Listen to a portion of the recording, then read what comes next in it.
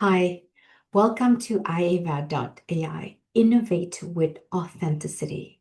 My name is Ava Tech, and I'm your host. Thank you for joining this special broadcast. It is in celebration of the International Women's Day. In a million years, I would have not have thought that I will be spending International Women's Day to share thoughts on AI. But here we are, and I'm really excited to do so. This is also a day where I do reflections and moving things forward. So, in this broadcast, I want to share with you my three personal take or reflection. Here's the thing. The first one is that AI is one of many transitions that we face, and we're the transitioners, human. Yes. And here's why. In the past, you obviously have seen us, human working in gold mines, we're completely offline. And then there's the development of HTML when all the business is going online, and that's emphasized by COVID. But that's not all. Now we have AI, and AI is moving so fast. So what I means by being a transitioner, it means that we're keep learning, keep growing.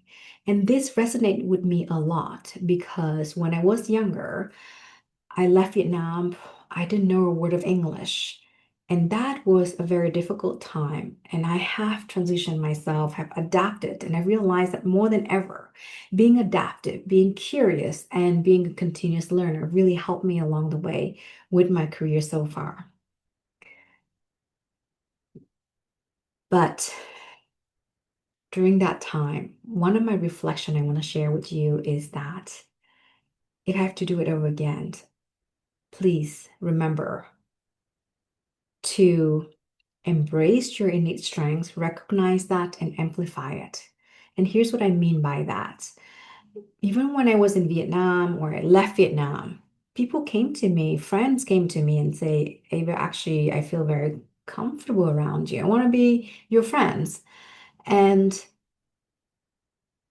I didn't think it was a skill. I didn't even think that was an asset because my brain was thinking about how do I learn English? How do I get my grades? How do I get into university? And so on and so forth.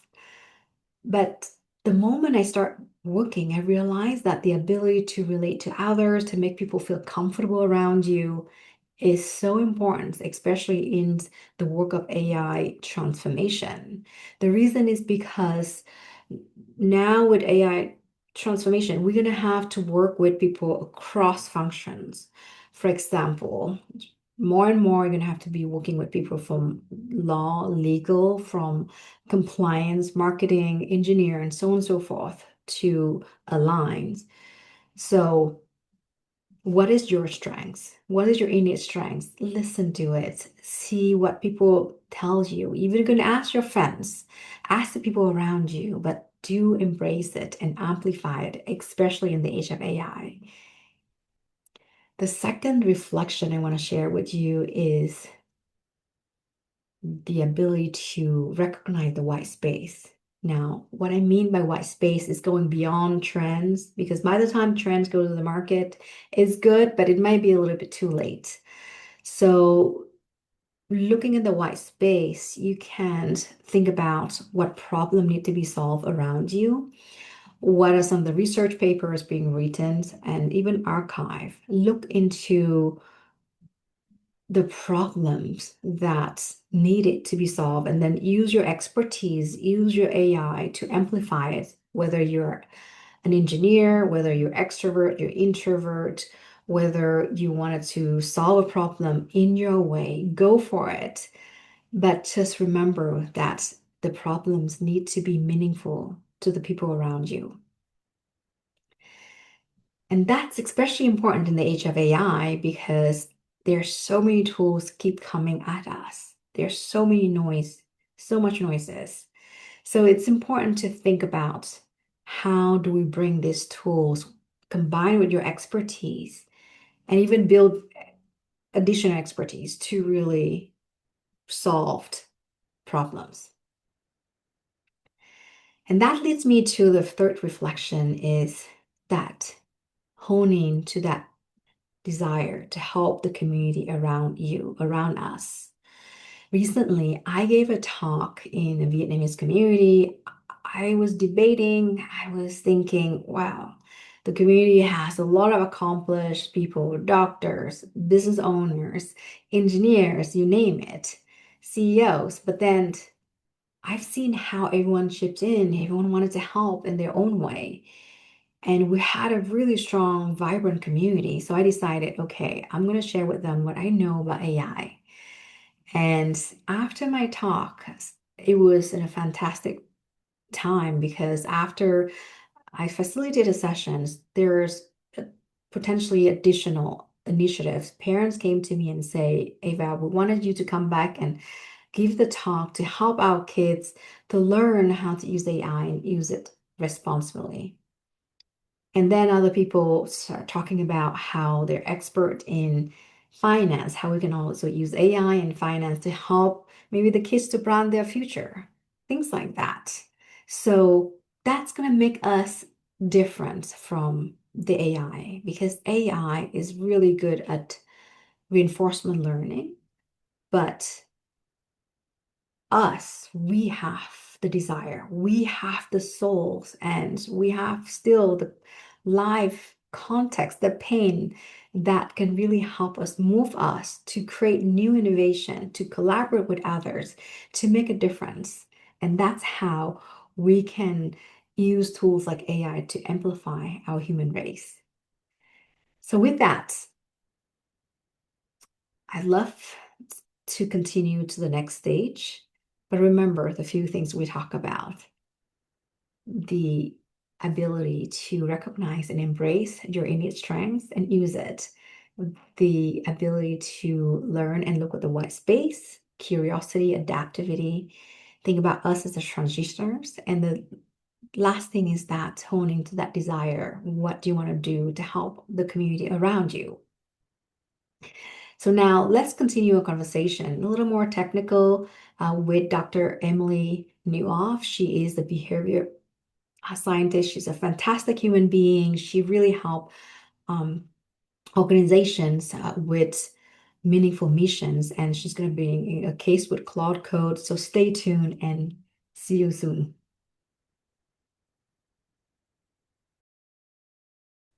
Emily, how are you? Hello. I'm doing well. How are you?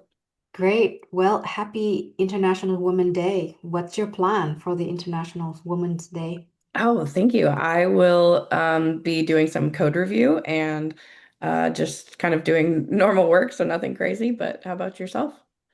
I am flying to Paris. Oh my gosh. Wow. That's so exciting. Yes, well, thank you so much. By the time y'all listening to this, we're already on the air or doing some code, but welcome to iava.ai, Innovate with Authenticity. I am so excited to have Dr. Emily Newhoff today to really talk about the future of AI, how, and she's going to show cool Claude codes, some case study after. So stay tuned. And as you listen, if you like it, please subscribe and support us so that we can do more of this for a special day like today. So shall we start? Yeah, that sounds great. So share with us a little more about your background. How did you get here, Emily? So I actually started off in academia. I have my PhD in applied psychology and I studied cognition. And so I started off in the academic world, especially looking around like leadership and how humans interact with computers. And then I transferred that into corporate. I started working in data science for a media company. And that's sort of where I fell in love with the UX piece of things and the behavioral aspect of that, like in an applied setting. And so that kind of brought me here, and I recently started Commit Me Co, which is my AI design agency that is AI consulting and um, data strategy. So kind of all across the board, started off on one side and ended up over here. So doing the solo entrepreneur work now as well. Fantastic. Well, thank you for that introduction. So, here's your first question, truly. So Mhm. many conversations about AI swing between two extremes, either hype or fear. So our sessions today really want to take a different path, that clarity, that human agency. From your perspectives, what does it actually mean to treat AI as a partner rather than a replacement? So this is what I like to talk about with collaborative labor. When you're framing AI in a tech tools mindset, you're really kind of excluding the human labor that it took to get there. And so I think incorporating that, thinking about that as a collaborative AI as a collaborative partner and not just like this tool that's a chat bot, um, will kind of address a lot of that. Yeah, absolutely. I can I can attest to that. Even I'm using different tools, I'm using Claude Code, but I'm also using like Gemini and ChatGPT, and a lot of time I'm using one after the other. But I have to say, like Gemini is very good at fixing stuff. Like when I first installing my computer and there's some kind of bug. I couldn't get it. So I'm like, okay, Gemini, can you really, here's a picture of it. Can you really help me to get there? And it just went through like really one extreme and I said, come back to me, really come back to me and partner with me here. This is what I really want. And then try a few times and boom, like at the end, we got it. And I couldn't believe it. I'm like, when I first started out, I'm like, there's no way, this is too complicated. I'm actually not very technical. So I'm like, how would the computer, like, how is ChatGPT or Gemini know what is the whole process? But it did. So truly now to collaborate with this really help us tremendously rather than just take one answer and live leave it as is, but really about bringing it back and really partner with you. So great insight there.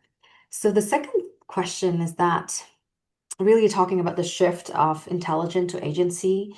So one of the idea we highlight in this workshop is the biggest shift. AI isn't intelligent, it's agency. So AI systems are beginning to act inside the workflow now. It's going beyond just ChatGPT and Gemini and so on and so forth. So it's not just answering questions. So what should leaders understand about this shift from tools to agents? So I think part of this lies in workflows, and I think in a business context, that's the most relevant. So a lot of workflow AI is silently failing right now because there are errors that are just compounding before a human notices. And so I think a lot of leaders are still thinking about AI as just like a chat interface, but this organizational shift now is that it's an agent, it's embedded in a workflow. So it's doing things like reviewing contracts, triaging tech tickets, or like flagging anomalies in data. And that's before a human ever sees the output. And that's a completely different accountability model than having AI in the workflow and the human review kind of becoming like this ceremonial click approve without really like engaging because maybe the volume is higher, the output looks fine.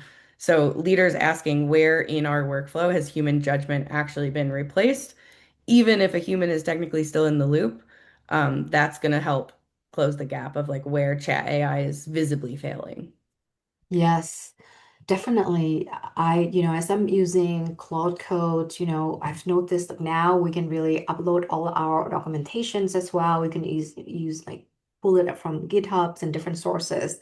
So now AI has shifting towards agentic AI and it's go beyond just the chatbots.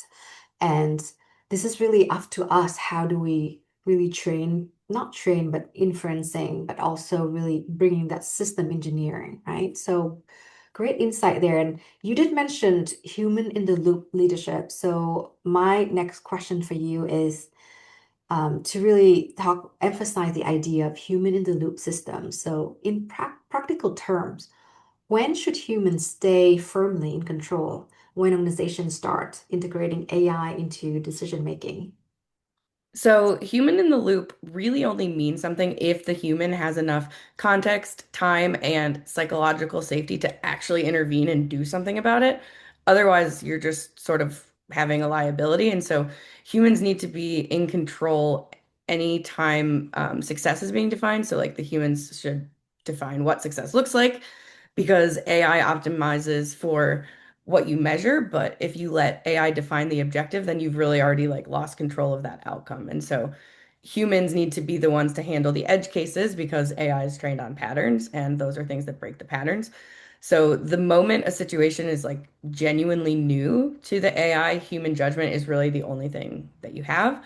And so humans also need to handle like the ethics, the value trade-offs, because when there's two, like, it's not always right and wrong or good and bad. When there's two legitimate goods in tension, um, that's a values question that like AI can surface that question, but not necessarily resolve it. And so I guess in short, like the AI should handle the volume and the human should handle the weight, if that makes sense. Yeah, I really appreciate you bringing that up.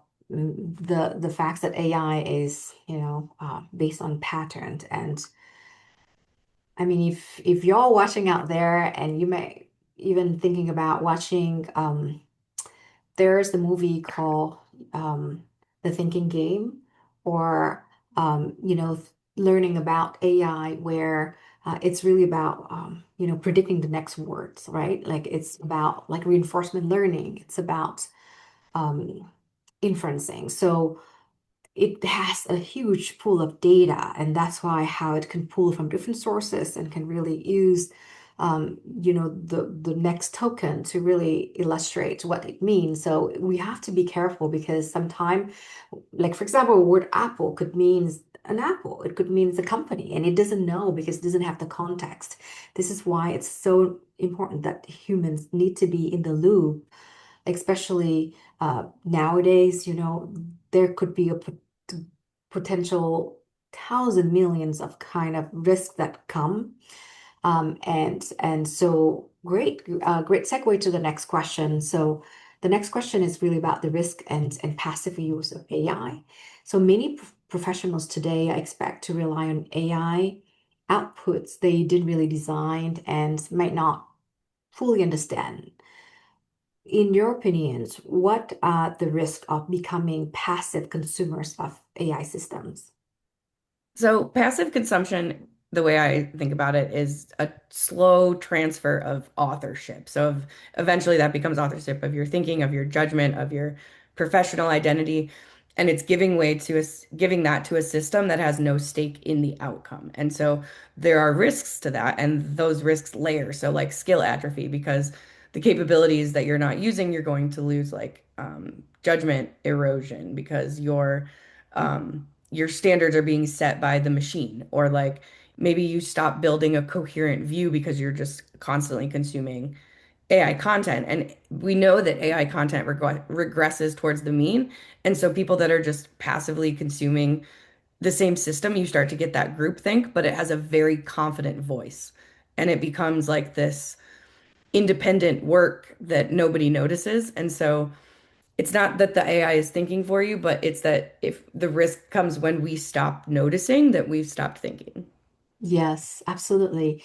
I mean, what you mentioned really make me think of two things, right? The first thing is hallucination. AI right now does not really know how to say no, or I don't know. It's just like, here is the pool of data. It sounds right. Let me just give you some answers. So that's there goes hallucination. You might think is right. It give you always an answer. So that leads to the second thing is that we need to, verify it. We need to ask questions. We even need to have like a red team, coming in and really have a diverse voice and really test the assumption. So don't just say it, agree to it blindly, and try it a few times, the same principle. So that way, when you're using AI is not just about take it as it is, but really to further that collaborations, that inquiries. Yeah, absolutely. So let's talk a little bit about open source versus, software as a service. There are so many discussions right now out there about software as the service. Are we surviving? Are we thriving? What's going to happen with open source? So one topic I'd love to ask you today is the difference between open source AI system and software as a service platform. For leaders who are new to this conversation, why does this distinction matter from a governance and ownership perspective? So I think today a lot of a lot of leaders are treating this kind of thing as like a technical decision that they delegate, but it is actually, like you mentioned, a governance decision that has long-term consequences. So with software as a service, you are renting someone else's AI. If something goes wrong, you're not responsible. It's someone else's terms. You've agreed to their terms. The data moves through like probably a third party that you don't control, and the model is a black box that you can't audit. And so in a software as a service, the vendor can charge the pricing, they can deprecate models, they can make things obsolete overnight. And a lot of times the improvements that you're making, like you and your team noticing bugs, are going back to that software as a service. So the open source gives you much more control, but you are responsible for data governance and you are responsible for decision making and the training sets. And it gives you that open source gives you data sovereignty, it gives you auditability and ownership. So there you get rid of that black box. But most organizations don't have the infrastructure to have that data governance that's required around open source. So it's really a dynamic worth thinking about that if you want the, power without much responsibility, you're going to be paying more for it. Whereas things, ownership and having that data autonomy are generally positive, but the the governance required is often too large. And so I think it's definitely a balancing act. It's not just like a one or the other. Yes, absolutely. I mean, look at, the development in the last month or so, right? Like OpenClaw, you can really download it, but overnight, like you see, don't quote me on this, but the last time I remember was like over 35,000 accounts got leaked or something. Now the problem is being worked on, but uh, we also have to be careful, like where do we save our files? How do we go and retrieve it? And once it become a second brain, like it goes everywhere without like us even knowing. So it's funny because you're in coaching, I'm talking about like this self-awareness concept, but even with AI, like more than ever, once it become like you have that second operating system, it's even more important to make sure we know where things are, having that governance. So to protect yourself and your teams. Um, all right. So you mentioned also that behavior risk is becoming a new attack surface in AI systems. Share with us a little more about what it means in plain language. So leaders leaders who are responsible for trust and accountability. Yeah. So, like we kind of have been mentioning, AI is based on patterns and pattern recognition. And so, one thing that AI is really good at is triggering those cognitive shortcuts that unfortunately make humans exploitable. And it's doing that fast and it's doing that in a scaled way in places that people aren't even really thinking to look. So, like in a cybersecurity attack, like every point where someone could get in, that's the attack surface that we're talking about. With AI, you have the human behavior and the language. So, anyone who can craft a prompt now can be a bad actor and, put have malicious content baked into a product that is shipping because it's trained to produce outputs that humans would rate positively. So over automation, over reliance on automation and systems where the human maybe technically is in the loop, but they're so checked out because we already know that systems that give a lot of flags and alerts, the less that humans will engage. And then that governance mechanism is kind of defeating itself. And so it's really the risk is not just the code anymore. It's like triggering the cognitive shortcuts and people stop thinking. Yes.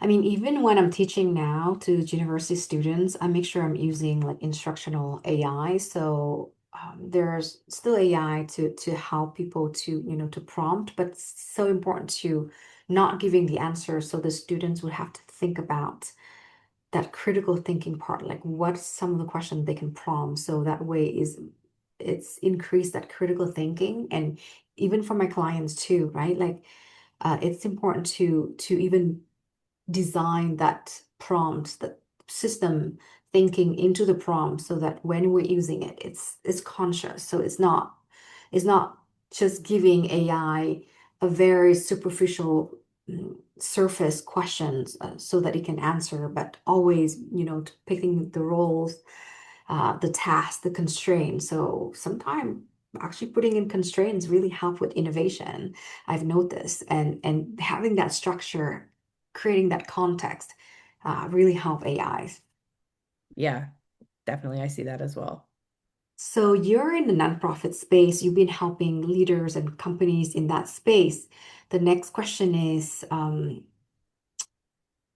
about the mission-driven organization. So where do you see the most meaningful and responsible sophistications of AI in sectors like fundraising, operations, and program evaluation? Yeah, so I think in the nonprofits that are doing this really well are have leaders that are moving in uncertainty. And so they're not leading, this is not the time to lead from expertise. This is a time to kind of know by the time you have expertise, it's already like gone and changed. And so with a lot of these nonprofits, they're using AI in their workflows and using it responsibly rather than, use AI and ChatGPT to write this donor story. Like people can tell and people know, and it's not genuine. Whereas the nonprofits that are training AI models on their own voice and then using that to write grants are the ones who are seeing success. And so I think asking the questions, I think nonprofits are good at that of like, who do you want to kind of benefit from this? Like who could potentially be harmed from this? Looking at it from those questions, from those angles, I think are one of the nonprofit superpowers, and that's a good thing to have on their side. So I have a follow-up question. It just came to my mind completely out of the blue here. We think about hallucinations. Sometimes a lot of us like, oh, it's hallucinate. Let's make sure it doesn't. But in the nonprofit world, or even in general, especially in the nonprofit world, is hallucination is always a bad thing? Oh wow, that's an interesting take. I always think in most cases yes, just because of the nature of of hallucination, but I do think it's interesting to be able to like get to the reason why. So sometimes you can kind of walk it back and see the thought process and like where connections maybe were skipped. And what I often find is that it's just times where there's too many steps were skipped. Like you talked about earlier, that collaboration back and forth, not just like give me an output. And I think the more back and forth, the less likely there is to make those jumps and get those hallucinations starting to go. Yeah, and also in some field like creativity or even healthcare, there are some healthcare now company. I just went to the AI healthcare leadership conference last week, and then there's some healthcare company that is starting to talk about how they create new DNA sequence, and hallucination is not always a clear bad thing because sometimes human can't do, but with just our own human ability, we're very smart. But with AI, because they have pattern recognition, because of those hallucinations that really kind of create new, the interaction between the DNAs. I need to learn more about that, but actually, there's some part of that could really help with that creativity. But thank you for the question. So, um, like, I'm just like throwing it out there. Um, but then so for everyone's listening, please don't go because Emily, she's gonna show real time on like the nonprofit work using Claude Code. But before we're going there, I'm gonna go and ask her another difficult questions. And this is really about leadership mindset shift, right?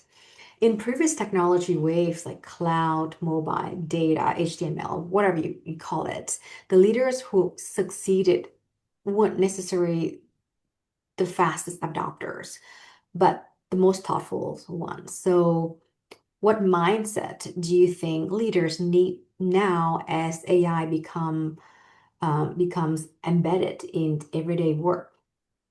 So I think a lot of leaders, again, like we've kind of touched on, are looking at this like a tool mindset. Like you evaluate the tool, you get your people to adopt the tool, you optimize that, and then you like move on. But what this really comes down to is an infrastructure mindset. And so those two things are kind of oriented differently. And you're not going to be in, like we said, you're not in a place of certainty, but you need to get to a place of legibility. And so being able to make decisions in uncertain consequences. So it goes from like, look what AI can do, or can AI do this, to like, should AI do this? And should it be done for these people with these stakes?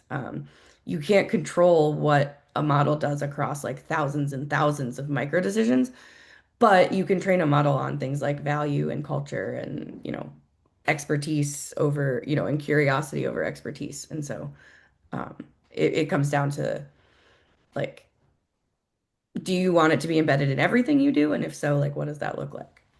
Yeah, excellent. I appreciate that. So, one more question, and then we can go to the Claude Code demo. Since it is for the International Women's Day, uh, I'd love to ask you, technology has historical shape by a narrow set of voices. But with AI, how can women leaders help to ensure the next generations of AI systems reflects broader perspectives, responsibilities, and human values? Wow, what a great question. Um, so I So I'm think asking a lot you. of times this question is framed like, how do women get a seat at the table, or how does this group get a seat at the table? But I think a lot of times that is just accepting that the table is designed without them. And so I think the women leaders who are doing this well are saying, what does it look like to have different tables, not just not having a seat at the table, but actually creating the conditions where you have different values that can drive decisions. And so a lot of times that means being able to explicitly name which systems AI is optimized for in your workflows so that teams feel safe implementing the AI. And so a lot of times you have to look at the things that are not so glamorous and take accountability and get things that the tech community typically underinvests in, like boring data governance, I think is gonna, it just becomes huge. And so um, yeah, I think that's the people that are thinking about it differently are asking different questions. Yeah, I couldn't not agree more. I mean, with data governance and guardrails, it's become even more important now in the age of AI. But one interesting thing, like I just want to share with you and everyone's listening, just this past week, I gave a talk on AI, and um, a lot of these women come forward, and they're also parents, and they're saying, what about, mm, they're very forward thinking, even just stay-at-home moms, but they're thinking about, well, can you come back and help us to, help the kids, help to really use AI, but use it responsibly. Like, how do we use like the prompt, correctly so that they can get the better answers and more insights. So they're thinking ahead, and women's also at work and at home have that influence to the future generation as well. So definitely use your power, your superpower, use your influence with future generations, whether it's your kids or the community around you, to think about where can we really help them to adapt into the new age of AI. So great conversation so far. I'd love to, if that's okay with you, Emily, show the Claude Code, the Yeah, project that you've done for your clients. absolutely. So this is an example of the nonprofit was an animal rescue, but this kind of skill could be applied across the board. And this was a Claude skill that is Google Analytics based. And so what this does is it takes Google Analytics exports. Sorry, is it, there we go. Can you see the screen? Yes. Okay, great. So this is a Claude skill that takes your Google Analytics data, um, and a lot of times that's bulky. People don't have the time to dig through it, and it's really not user friendly. But what this demo will do is you just export four CSVs, and then the Claude skill will run an analysis, and then you get the insights and the donor actions. So I'm going to show first sort of what Claude found in this, and then I'm going to run the demo and you can see what it works. So this is for real Google Analytics data from a nonprofit menu. So we looked at clicks and donor drop off in the funnel. We were able to see, give a behavioral UX diagnosis, and then prioritize the fixes of how we're going to address it, and then write a impact summary at the end. And so that's sort of how the skill works, is it creates a funnel, looks at device. This is very, just like this model, but you could add anything into that if you want it to look at that. And so I'm going to show you guys how this works. Okay, so this is Google Analytics. As you can see, it's, there's a lot of menu bars. You can do a lot of different things with it. But Claude will tell you how to export these CSVs. And so you have things like the sessions and engagement rates with the site and how many events. Like these are things that were set up, like conversions, revenue. Then you have things about where these people are coming from. Like, are they coming from email? Are they coming organically from your social media? Um, and then you have information on device. That's the last one, I think. And then the pages that they were on. So, like, this was like the adoptable pets page, the donate page, the volunteer page, the sessions, and the users by page. Um, and then the different events. And so these are like session views. Again, these are all the CSVs that are exported. There's the device piece of that. So what you can do now that we've walked through how to export this, Claude is then prompted to use this skill. And so under capabilities in Claude, you can go and look at this skill that I've made, and it gives it everything it needs. So it tells it what kind of skill it is, rules and regulations, how to operate, um, different scripts. Like this is sort of your agentic job, is to get this behavioral UX. Excuse me. And so it gives, that's the code part. But now when you're talking to it, you have these four CSVs. You can say, analyze these Google Analytics exports for an animal rescue. This is where we said do the full behavioral UX and find any leaks or where they're losing donors. And then you just plop those files right on over that you've created. And then this is sped up, but this is Claude running its thing. It did you know, Python analysis and comes out with these solutions. And so this nonprofit was able to look and say they're losing $26,000, but it's fixable because 84% of the people who land on the donation page are leaving before they even donate. And so these are the kinds of insights that they're able to get. Like, they found that the form is too long and the mobile UX was horrible. Like doing the filling out a form on mobile was bad, and that's a donation, is filling out a form.